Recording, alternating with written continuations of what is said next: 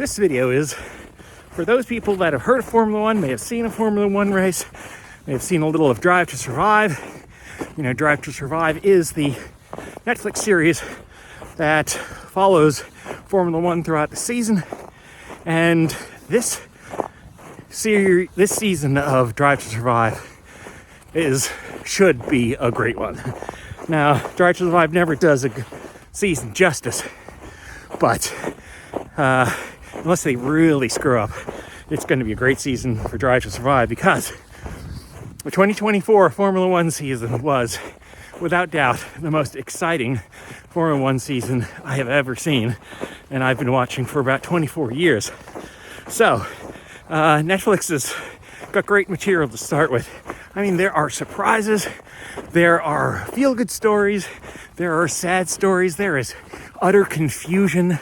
There, of course, are Lance Stroll doing stupid things, but poor Lance. Anyway, there is so much that goes on in this season that Drive to Survive has to be good. I mean, the season starts off with Lewis Hamilton, 7-time Formula One world champion, saying, well, see Mercedes, I'm going to Ferrari. What? No one expected that one. That sets off a cascade. Where does Carlos Sainz go? So throughout the season, there are drivers, and they have no idea where they're going. Poor Daniel Ricciardo has bounced around, not from team to team, but just bounced around in the media terribly. And there are people saying, oh, he's going to move up to Red Bull.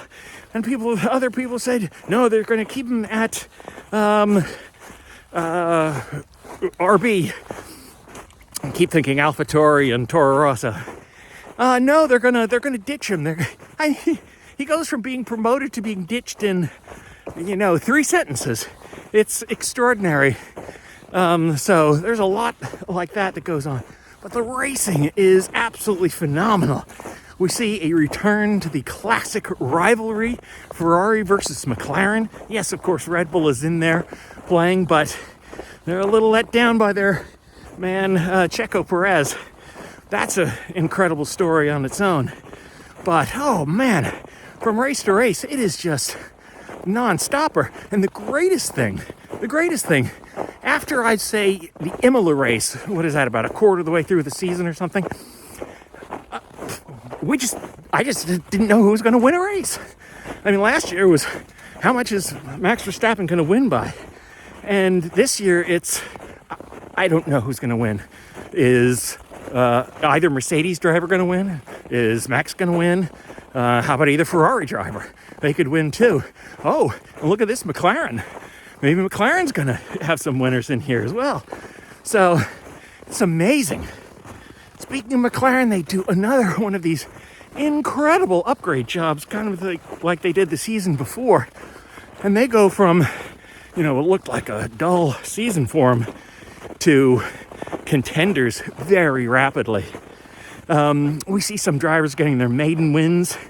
We see great stories for Carlos Sainz. Misses a race due to appendicitis. Comes back shortly after and wins. Just incredible.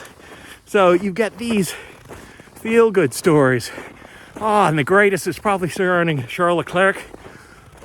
Oh boy, you really couldn't ask for a better story around Charles Leclerc.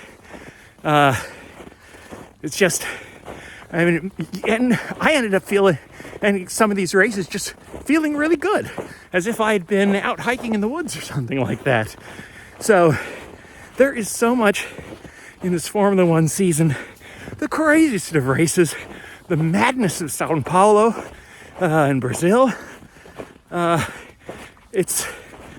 It's going to be a Netflix Drive to Survive season to watch. If you haven't watched it, give it a go. If this doesn't intrigue you, then just forget about Formula One. But if you like stories and suspense and even humanity, we see a lot of humanity in this season too. It's going to be a great season to watch. So anyway, hope you watch it. Love to hear your opinions. See you later.